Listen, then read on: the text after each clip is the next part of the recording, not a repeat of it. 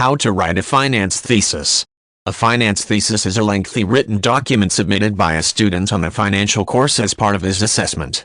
In some courses this will be the sole method of assessment and will reflect a student's research during the duration of his course.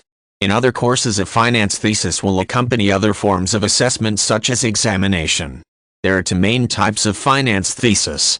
One is along the lines of a traditional academic thesis and is based largely on financial theory. The other is a more practical thesis and is based more on facts and evidence from a real-world business situation. These two types will often require different organization and writing techniques. For example, the former may need to compare different theories in previously published research, while the latter will need to identify trends in the real-world data along with possible factors that could distort the data. In most cases, a student writing a financial thesis will have a wide range of acceptable topics and approaches that he can cover.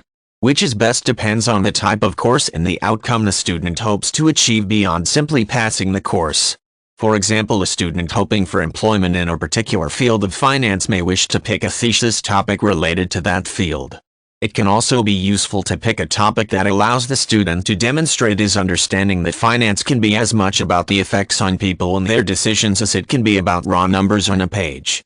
As with any thesis, it is important to follow the academic institution's preferred style.